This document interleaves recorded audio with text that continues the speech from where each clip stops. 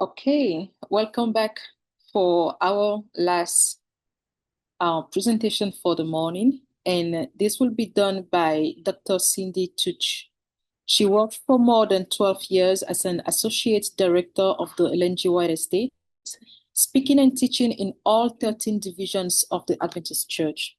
She has served as a pastor, conference youth director, television host, academy Bible teacher, and literature evangelism director, and has published extensively. The title of her presentation is The Spiritual, Ethical, and Social Leadership of Ellen White. Dr. Tutsch, you are welcome and have about 40 minutes. Thank you.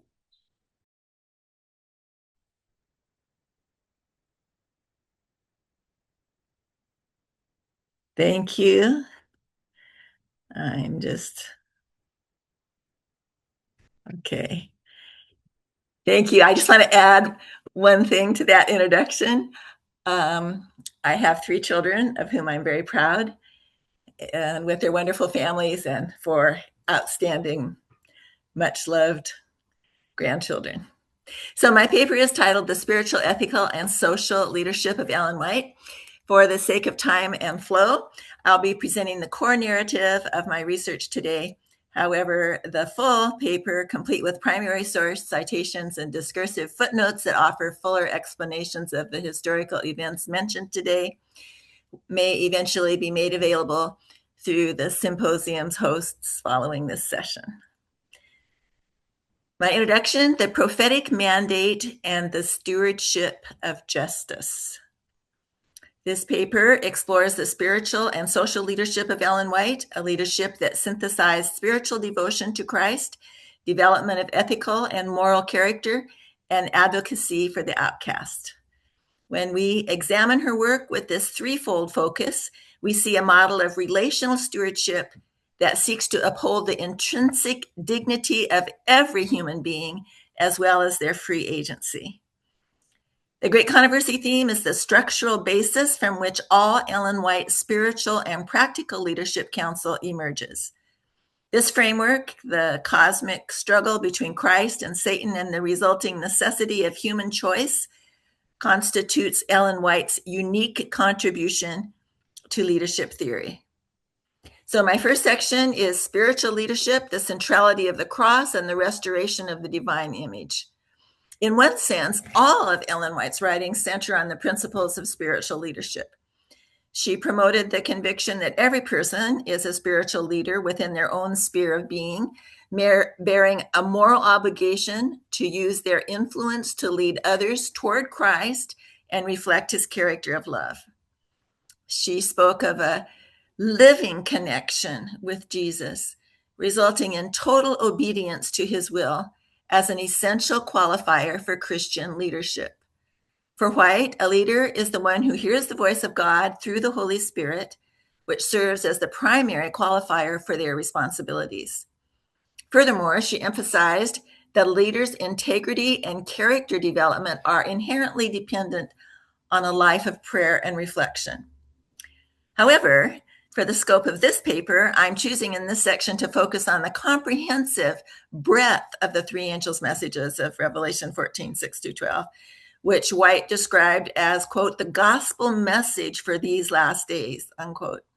Within her framework, the 3 angels' messages are a call to a gospel of restoration, the active work of repairing both the broken systems and the consequences of misplaced human agency that together mar the image of God in humanity. The great controversy theme encompasses the restoration of God's character of justice and mercy, as well as the mandate to restore his creation to its original Edenic state wherever possible.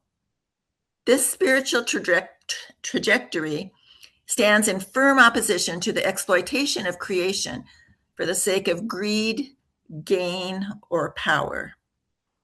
The first angel, universal equality and creation care. The first angel's message begins with a global mandate rooted in the authority of the Creator. Quote, then I saw another angel having the everlasting gospel to preach to every nation, tribe, tongue, and people, saying, worship him who made heaven and earth, unquote, Revelation 14, 6 and 7.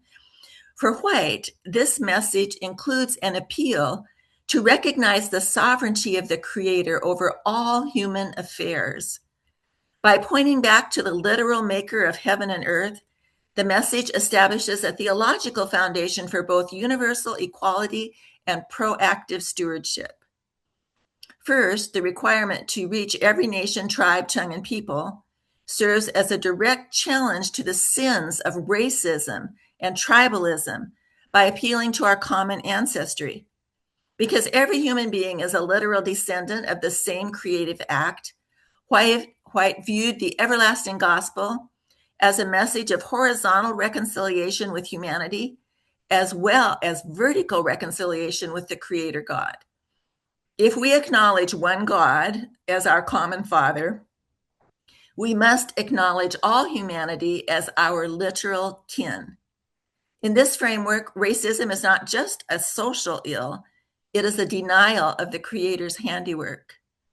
To be reconciled to the Maker necessitates a reconciliation to all who bear his image, regardless of racial or social status.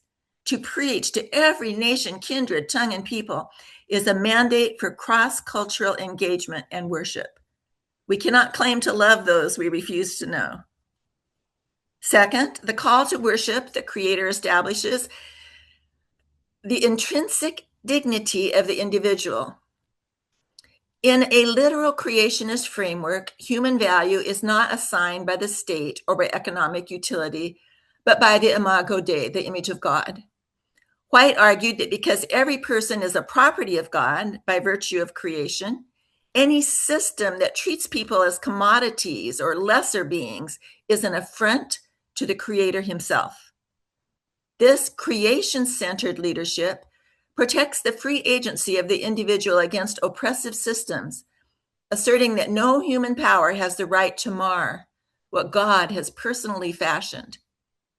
Finally, the appeal to worship the Maker of heaven, the earth, and the sea carries profound implications for environmental stewardship. If the earth is a literal divine gift rather than a product of chance, then humanity's role is that of a steward rather than an owner. White's Leadership Council suggests that our worship is incomplete if we despise the Creator's gifts through the reckless exploitation of the physical world. This perspective aligns with a biblically grounded environmental justice, recognizing that as stewards of God's garden, we have a moral obligation to preserve the environment, particularly for the sake of the vulnerable and the poor, who are most impacted by its degradation.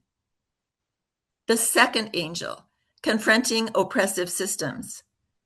The second angel's message provides a stark announcement of systemic failure. Quote, and another angel followed, saying, Babylon is fallen, that great city, Revelation 14:8.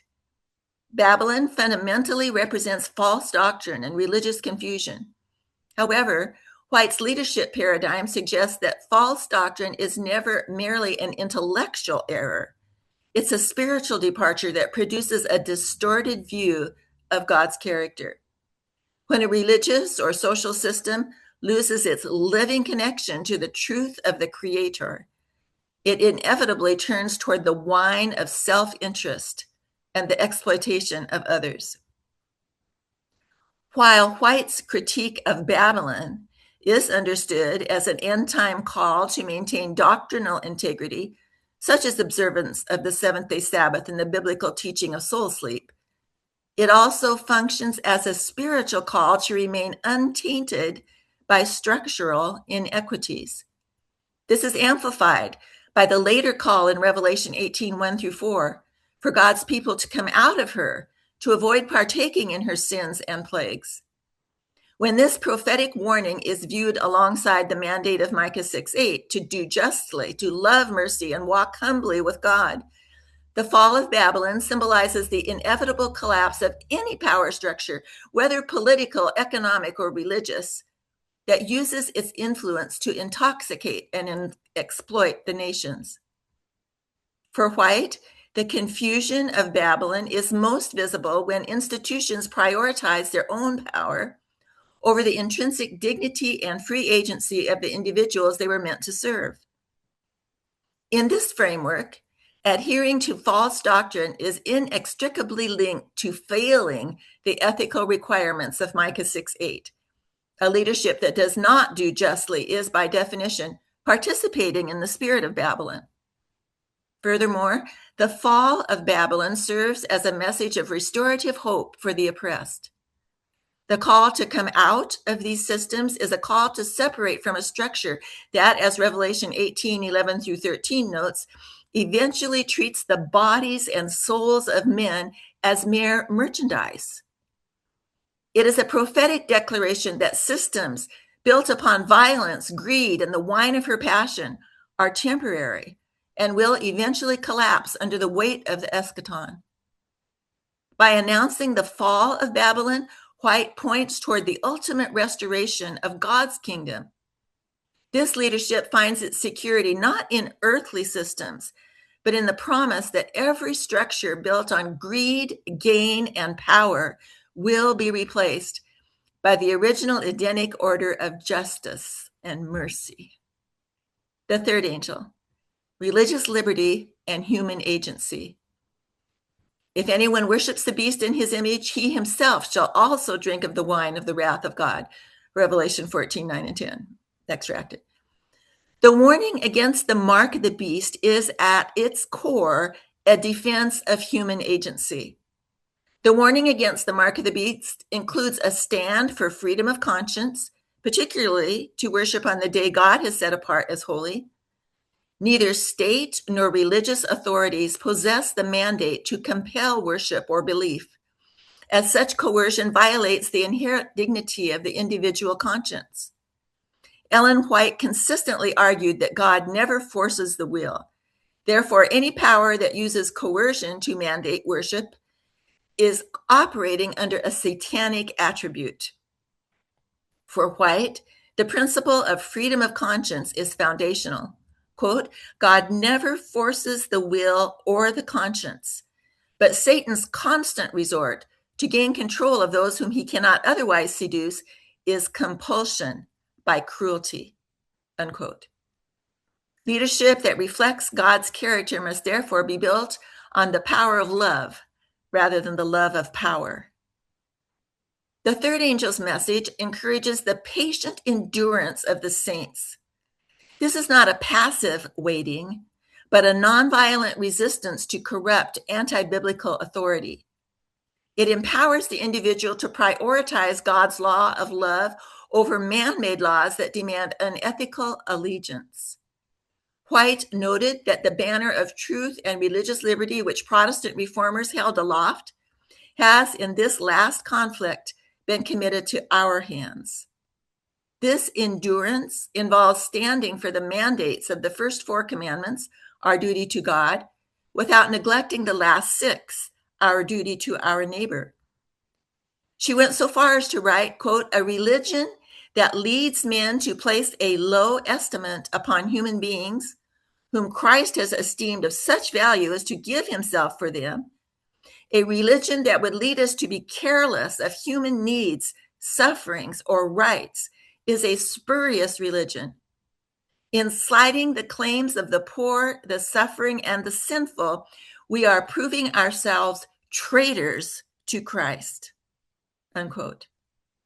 The patience of the saints includes enduring ostracization for our biblical convictions, but it also requires practicing the same empathy and social boundary crossing that Jesus did.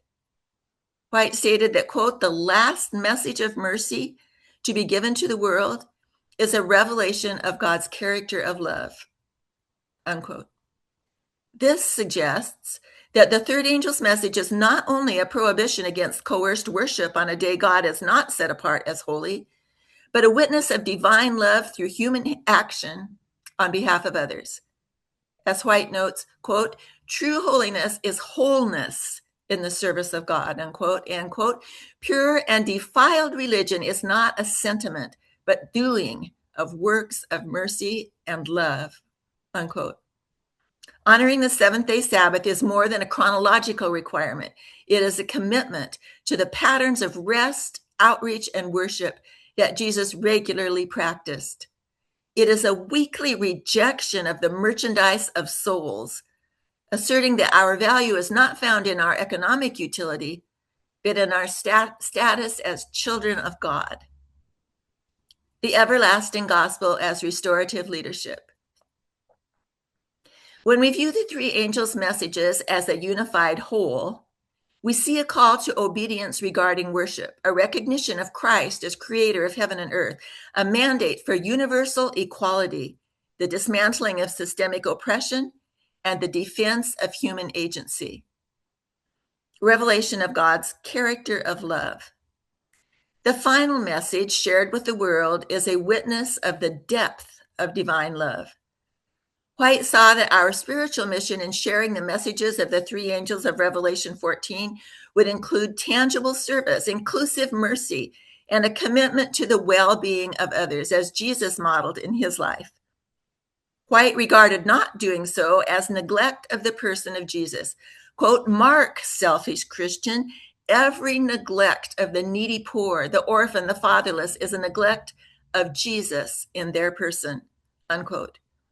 By showing up for our communities and meeting immediate needs with genuine kindness, Christians reveal God's character of love, making spiritual principles a visible reality. True spiritual maturity involves a holistic response to grace that connects our social responsibility with a commitment to all of God's instructions. White promoted pairing acts of charity with obedience to the Ten Commandments, not to earn favor by either, rather to live out a complete picture of what it means to love God and our neighbors simultaneously.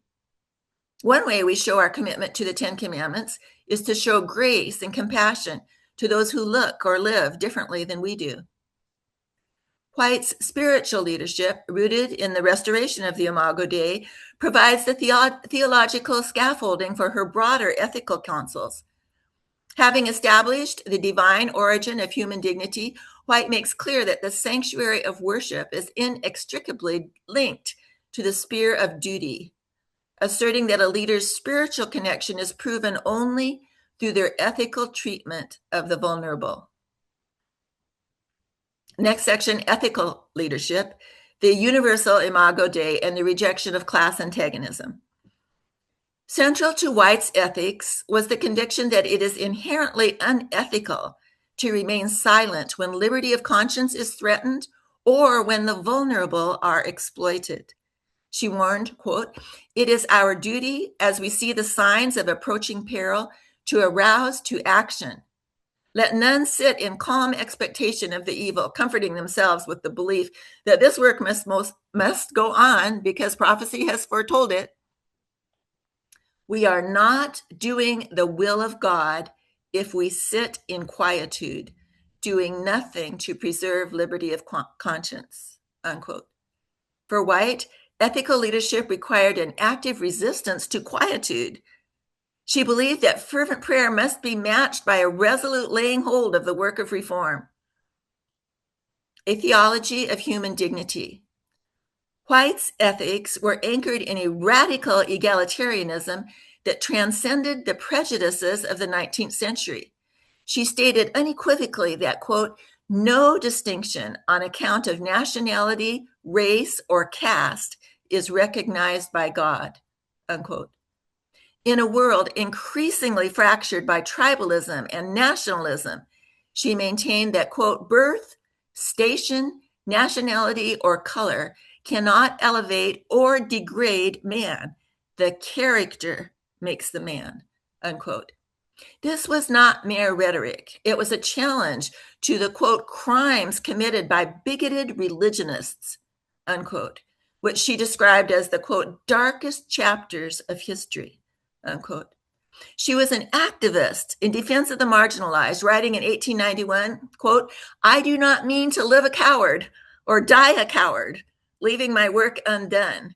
It has become fashionable to look down on the poor and on Blacks in particular. But Jesus, the master, was poor. and he sympathizes with the poor, the discarded, the oppressed, unquote. She viewed any insult to the disadvantaged as a direct insult to Christ himself. This solidarity led her to conclude that, quote, each neglect of the needy poor, the homeless, the fatherless, the prisoner is neglect of Jesus, unquote. The reform of political sentiment. White's ethical leadership brought her into conflict with the political sentiments of her day. She was remarkably direct in confronting those whose political allegiances eclipsed their moral obligations. In 1880, she wrote, quote, if our pens and voices are to be silent when principles of justice and righteousness are at stake, because some are so sensitive, bigoted, and prejudiced that their peculiar political sentiments cannot be in any manner referred to, that class will have to be thoroughly converted to God, unquote. She did not hesitate to tell a brother A that he had permitted his, quote, political principles to destroy his judgment and his love for the truth, unquote. For White, true godliness was incompatible with the passions and prejudices of partisan spirit. She called on the church to look well to your own souls and put away prejudices, warning that those who hold on to such bigotry remain, quote, slaves of sin and of Satan, unquote. Religious liberty and civil disobedience. Her ethics were further tested by the relationship between church and state. She was a vocal critic of those who sought to establish the kingdom of Christ as a, quote, earthly and temporal dominion, unquote, through, quote, legal enactments enforced by human authority, unquote. Citing Christ's declaration that my kingdom is not of this world, she argued against the state favoring any specific doctrine or religion. She observed that, quote, persecution always follows favoritism in doctrine or religion on the part of secular governments, unquote. Consequently, she advocated for a principled refusal to cooperate with oppressive measures. Regarding the fugitive slave law, she insisted that the church must let it be known that, quote, we should have no such ones, in other words, sympathizers with slavery, in our fellowship, unquote. She similarly argued that Christians, quote, cannot labor to please men who will use their influence to repress religious liberty, unquote, or to compel others to keep Sunday as a mandated Sabbath. To White, the state's duty was to protect liberty, not to enforce piety. Economic justice as an ethical imperative. For White, economic justice wasn't a policy, it was an ethical imperative. By centering leadership on God's principles of fairness and stewardship, she proposed a radical alternative to the status quo, one that held leaders accountable for the material well-being of the marginalized. She wrote, quote, if the law given by God for the benefit of the poor had continued to be carried out, how different would be the present condition of the world. The principles which God has enjoined would prevent the terrible evils that in all ages have resulted from the oppression of the rich toward the poor and the suspicion and hatred of the poor toward the rich, unquote. She saw the peaceful solution to anarchy and bloodshed, not in political revolution, but in the resolute application of biblical equity. This included a twofold reform based on Isaiah 58. She believed that calling humanity to the, quote, perpetuity of the law of God, unquote, and the seventh-day Sabbath was meaningless if not combined with, quote, works of selfless benevolence, unquote. As she noted regarding feeding the homeless, quote, all our prayers and abstinence from food will avail nothing unless we resolutely lay hold of this work, unquote. Institutional accountability and systemic reform. Ellen White's model of ethical leadership was defined by a relentless drive for institutional accountability. This is perhaps most vividly seen in her leadership regarding the Southern work. When the General Conference failed to act on behalf of the neglected African American population, White diverted her own tithe to fund these missions directly. This act of principled bypass demonstrated that ethical leadership requires the subversion of bureaucracy if that bureaucracy becomes an obstacle to justice. Her commitment to labor and gender equity further solidified this framework. White was a staunch advocate for inclusive institutional cultures, challenging the disparate pay scales of her day. During her time in Australia, she confronted the injustice of withholding fair wages from women in ministry. In Manuscript 43A, 1898, she argued that these women were, quote, necessary to the work, unquote, and that denying them pay from the tithe was, quote, robbery, unquote. By framing wage disparity as a moral theft, she elevated labor relations to a test of spiritual integrity. The entering wedge of practical Christianity. Finally, Ellen White's leadership manifested as a call for systemic reform across all institutions that prioritized profit or power over human welfare. Her work in medical and health reform was about creating a practical Christianity that functioned as a social safety net.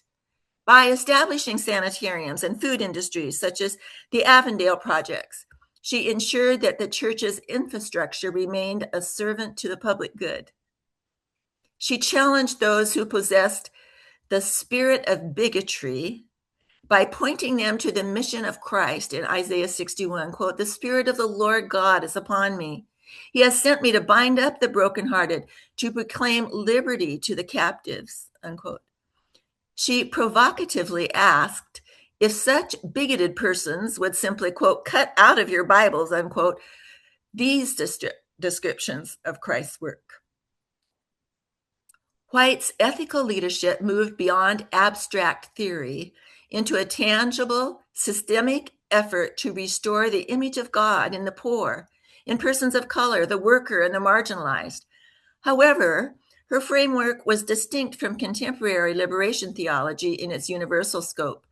While she was a relentless advocate for the oppressed, she did not view social restoration through the lens of class struggle or the exclusion of the elite.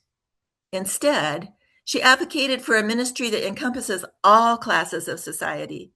She taught that while we must come close to the poor, the needy, and the depraved, we must also reach the lawyers, ministers, senators, and judges. By refusing to leave any effort untried in reaching the, quote, higher classes, unquote, she demonstrated an ethical conviction that every soul, regardless of status or power, is worth saving and subject to the same moral accountability. This ethical framework, while rigorous, found its ultimate expression in a social leadership modeled after the incarnation. Just as Christ, quote, mingled with men as one who desired their good, unquote, White's social leadership asserted that the church's spiritual authority is authentic when its theology is translated into tangible protection for the stranger and the oppressed. My last section, social leadership, apolitical advocacy, and the principle of nonpartisan resistance. Ellen White's social leadership was rooted in a theology of practical benevolence, where the church's mission was validated by its service to the marginalized. Her social leadership challenged the church to a standard of biblical equity, ensuring that no person was sidelined based on race, age, gender, or social status. True spiritual maturity involves a holistic response to grace. Our spiritual mission is found both in sharing the good news of Jesus' life, death, resurrection, and promise to return, and also in inclusive mercy and meeting immediate needs with genuine kindness. Thus, the social leadership of Ellen White was not a departure from her spiritual mission, but its ultimate fulfillment, ensuring that every individual had the freedom and dignity necessary to participate in the choice presented by the great controversy between Christ and his angels and Satan and his angels. Was a political party entwined in her advocacy? While White was an ardent advocate for truth, justice, and the oppressed, she remained strictly apolitical in the sense of avoiding partisan movements. Her refusal to join organizations, including those promoting women's right to vote, was rooted in the belief that tethering the gospel to a specific political engine would inevitably compromise its universal moral authority and distract from the primary mission of spiritual restoration. For White, it wasn't that she was political sometimes and spiritual others. Rather, her spirituality dictated a political posture that remained independent of secular movements. It was an advocacy that valued the inherent dignity of the human person, created in God's image, above the power seeking or administrative agendas of earthly governments.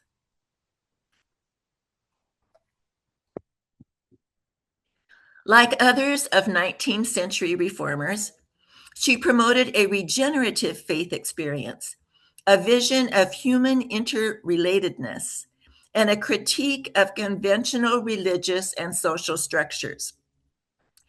She grappled with the social issues of her day, including slavery, Jim Crow segregation, racial injustice and exploitation, alcoholism, neglect and exploitation of the poor, the marginalized, the homeless, care of orphans, empowerment of women in ministry, and other systemic injustices. She even worked for the reform of women's dress to make fashion less detrimental to women's health. In the case of the fugitive slave law, she advocated for civil disobedience, believing that the slave was not the property of any man.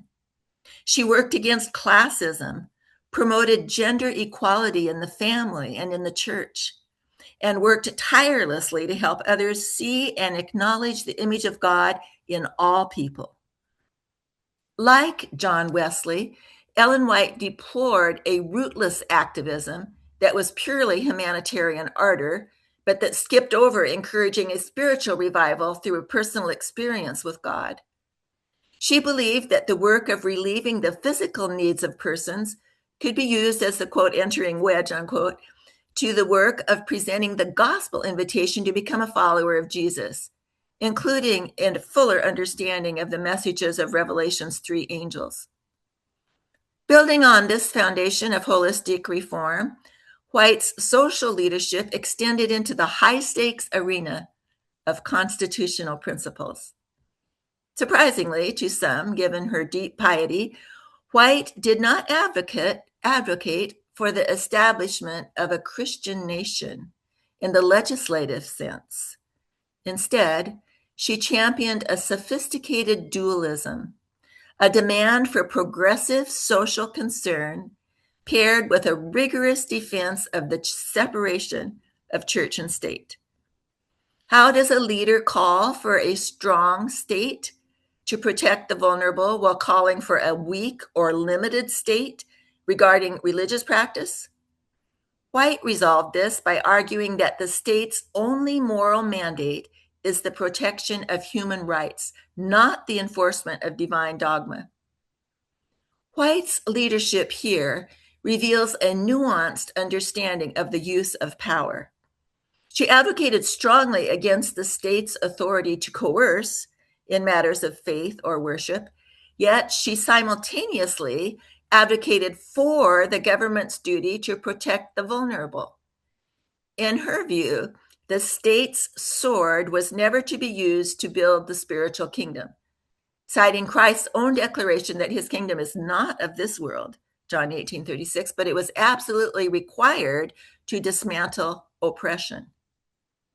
For White, a, quote, moral and just government, unquote, is defined not by its religious rhetoric, but by its protection of the rights of the marginalized, including those facing religious persecution. She effectively drew a red line for civil authorities, stating, to, quote, to protect liberty of conscience is the duty of the state, and this is the limit of its authority, in matters of religion, unquote. This stance was a radical act of social leadership. By limiting the state's reach, she protected the pluralistic space necessary for the great controversy to be decided by individual conscience rather than legislative decree. Thus, her advocacy for the secular governance was not a secularizing move, but a spiritual strategy to ensure that the inclusive mercy she practiced could never be eclipsed by state-mandated dogma. White's distinction between the sword of coercion and the shield of protection provide a trenchant framework for evaluating modern state agencies, such as the U.S. Immigration and Customs Enforcement. However, her logic does not argue for a lack of order, but for the right kind of order. If the state's legitimate authority is limited to the protection of liberty and the dismantling of oppression, as she wrote, then its sword finds its moral justification in the pursuit of genuine criminality and the preservation of public safety through due process. The ethical crisis arises, however, when the state's mechanism of bureaucratic coercion is turned against the stranger who is otherwise law-abiding, those seeking to provide for their families or escaping violence. For White, the state oversteps its moral boundary when it treats the status of the vulnerable as a crime in itself. When she advocated for civil disobedience against the fugitive slave law, her premise was that a law is not just simply because it is legal. It is only just when it protects the image of God in the person. She wrote, quote, "When the laws of men conflict with the word and law of God, we are to obey the latter, whatever the consequences may be," unquote. In this light, the role of the state is not to hunt the marginalized who contribute to the social fabric while awaiting documentation, but to ensure that the stranger within the gate is afforded the dignity and safety required for the exercise of their conscience. By prioritizing the protection of the innocent over the mere efficiency of removal, the state fulfills its divine appointment to be a shield for the oppressed, rather than a weapon of systemic displacement. White's insistence on prioritizing the claims of God over earthly potentates provides a historical ethical basis for modern sanctuary movements, where religious communities prioritize the protection of the vulnerable over administrative enforcement mandates. This limitation of state authority was not merely a theoretical preference for White. It was a mandate for active resistance when the state oversteps its divine appointment. Her social leadership thus incorporated a theology of principled civil disobedience. For White, the Christian's ultimate loyalty is not to the diadems of earthly potentates, but to a higher moral order that transcends national borders and legislative decrees. White drew a direct line from the Protestant Reformation to the social crises of the 19th century. She found a model for modern resistance in the Diet of Spires, 1529, where German princes refused to allow the state to dictate the religious practice of the minority. Quoting their resolves, she noted that, quote, "In matters of conscience, the majority has no power," unquote, a principle she insisted we must firmly maintain in our day.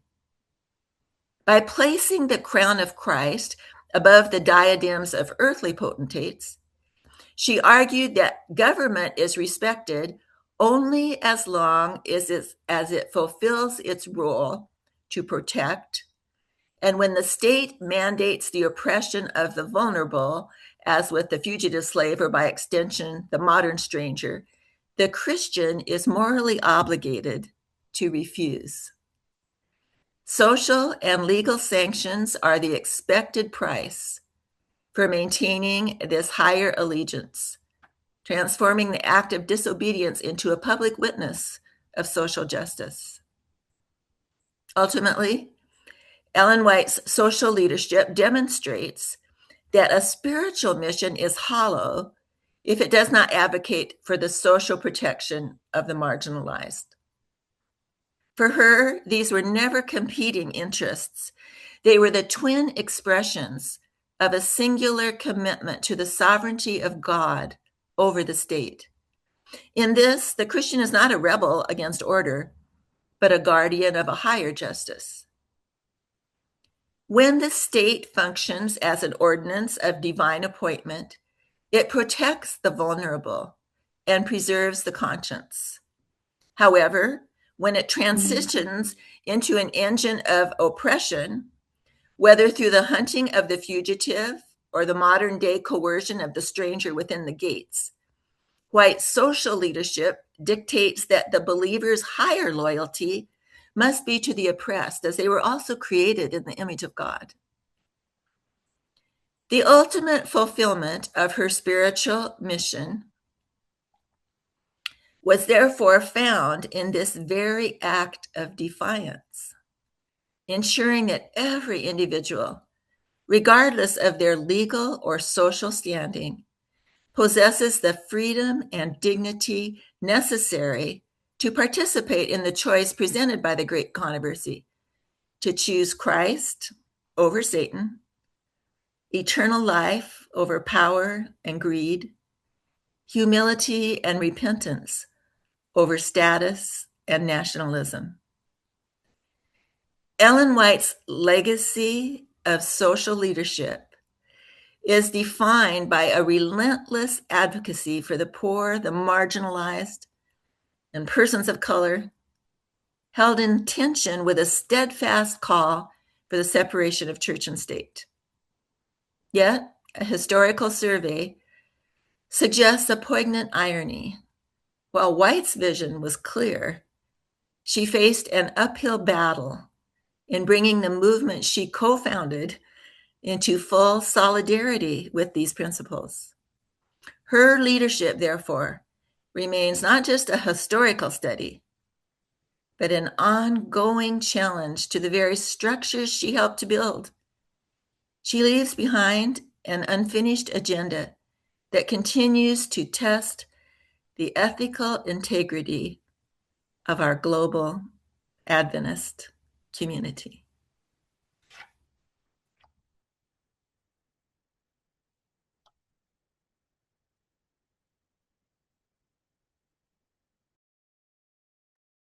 Thank you, Dr. Tutsch, for your presentation. Just a reminder that you are all encouraged to send in your questions in the Q&A section, and it will be answered at the panel discussion in the afternoon. Now we will move on to our last responder, who is Dr. Kevin Burton. He is an assistant professor of church history at Andrews University and the director of the Center for Adventist Research. Kevin studies the relationship between minority religions and evangelicalism in the antebellum United States, particularly in reference to politics, race, and gender. He has written and published several articles, and his first book, tentatively titled Apocalyptic Abolitionism: How Immediate Millennialists Helped Abolish Slavery and Reform America, is under contract with New York University Press. Dr. Burton, you are welcome, and you will have about 10 minutes.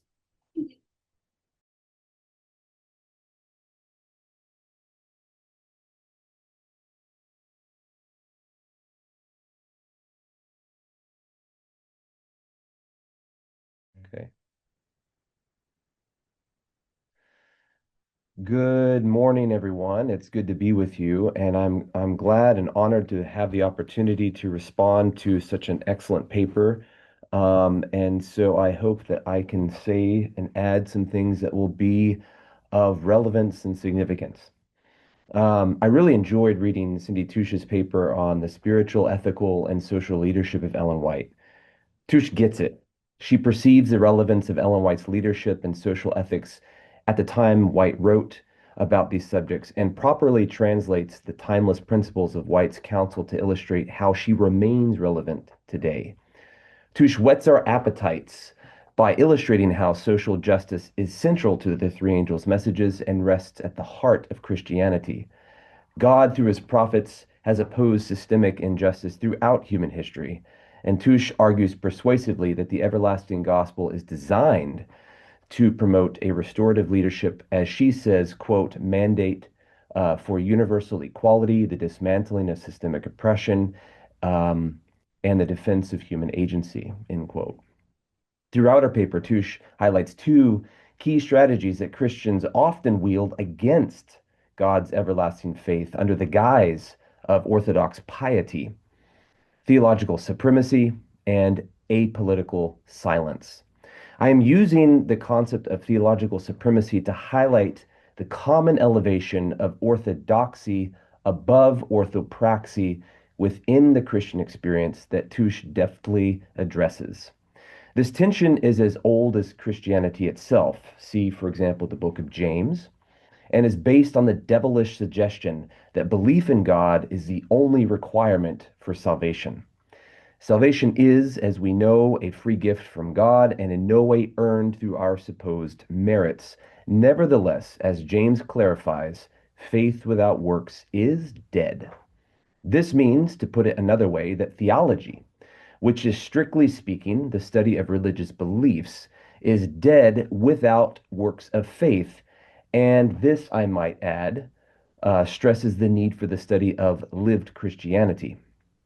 James reminds us with his delightful sarcasm and wit that even the demons believe that God exists. The problem is that too many Christians, including many Adventist ministers and church administrators, follow the devil by making theology supreme within their religious experience, while simultaneously belittling righteous living, especially social justice. But Touche understands the truth.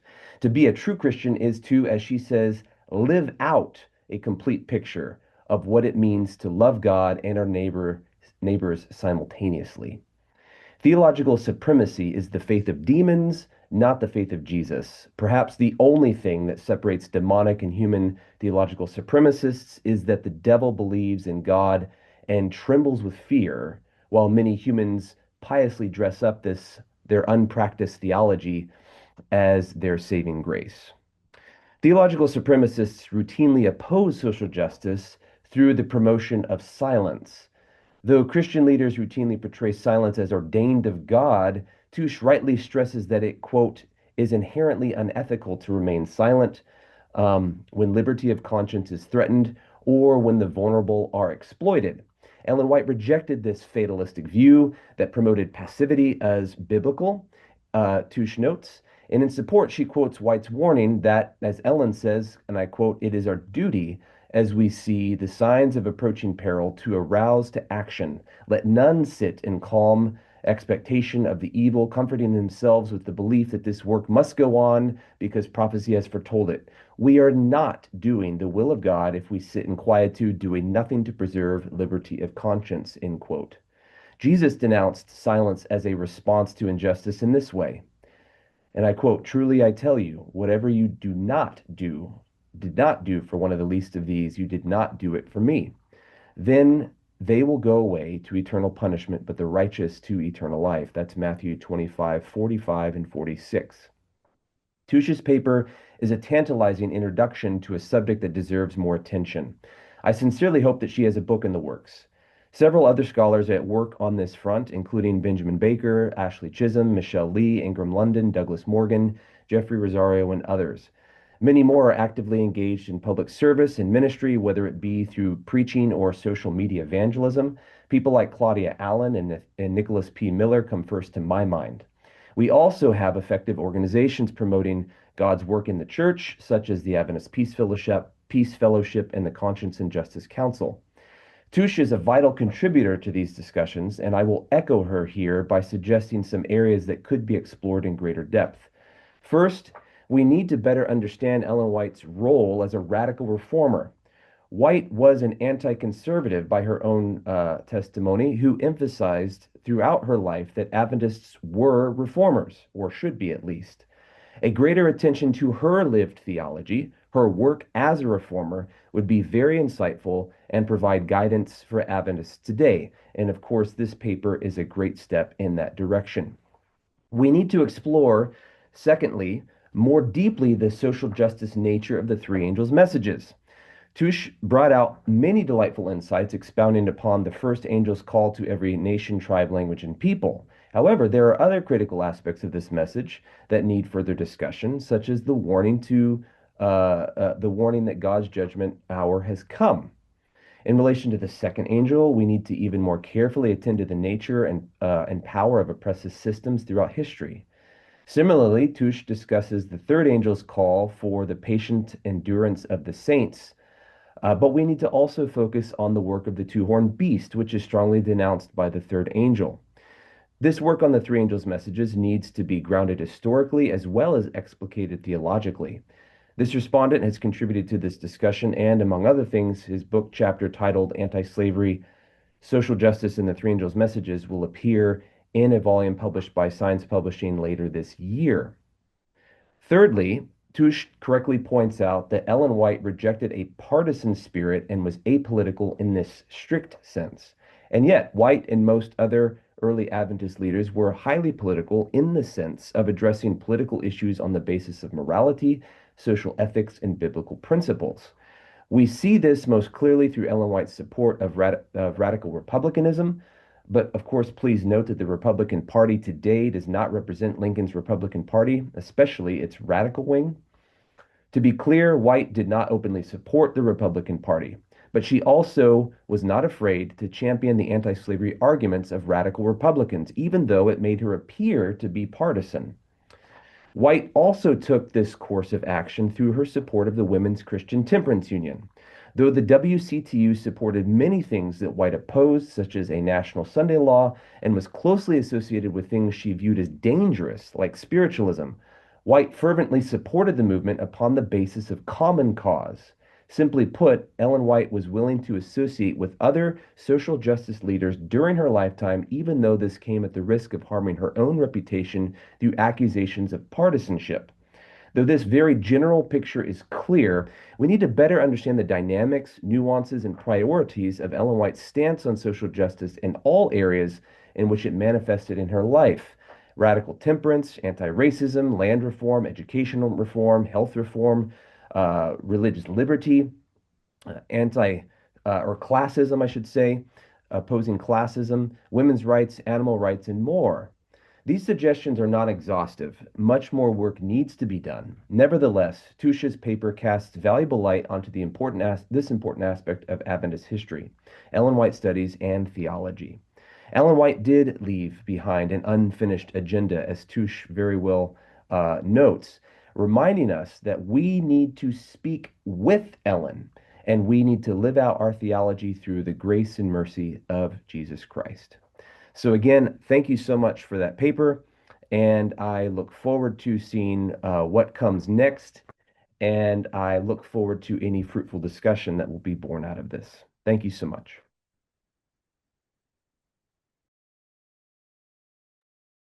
Thank you, Dr. Burton. Dr. Cindy, you are welcome to put in any comment.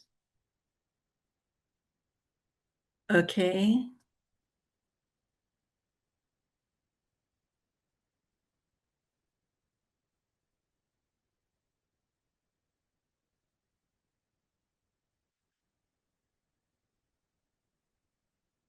I'm not sure. Can you hear me? Yes, we can hear you. Okay. I'm not sure why my video isn't working. At least I don't see it. See you. I just want to thank you, Dr. Burton, for those very encouraging reflections. Your comments are very well taken and certainly will help me strengthen the paper. I don't know about a book, but it'll definitely help with the paper. And I really hope that you send me a copy of what you just stated, because some of those references and sources I would like to look up and read. I have not read all of those that you mentioned. Maybe since I have a couple of minutes, I'll just try to further clarify a little bit. I think, though, the historical and social complexities of leadership are often debated. For Ellen White, they weren't just administrative hurdles. They were opportunities to address the brokenness of the human condition. And so much more, yes, could be said about this. Her spiritual, ethical, and social efforts were not just three separate goals. They were a single mission to restore the Imago Dei in every person. So yes, her spiritual leadership was definitely focused on reconnecting the human soul to its creator. And her ethical leadership was concerned also about reflecting the character of God through love for every part of his creation. And her social leadership included the practical work of removing these barriers of poverty and ignorance and injustice that obscures the image of God in the marginalized. So I see her leadership model as a cohesive whole, because ultimately the spiritual and ethical and the social dimensions of Ellen White's leadership, they are inseparable. So if we view her work through any single lens, which I think perhaps we have done sometimes, we miss the core of her legacy. Her life's work was dedicated to the belief that every person possesses inherent dignity because they bear that divine likeness. So by advocating for holistic health and education, those are elements I didn't have time or space to mention in the paper, as well as social equity, I think she was effectively clearing the path for that likeness to be restored and reflecting God's heart. So this is the heart of what I want to present, that her leadership was a pursuit of wholeness, spiritual, mental, physical, until the image of God is once again fully visible in humanity. So thank you, Dr. Burton. I really appreciate your comments, and they would definitely help me. You're very welcome. And I'll just say simply that I think you're dead on and I really appreciate it. I really enjoyed reading it. So thank you. Oh, good. I'm glad. Yeah.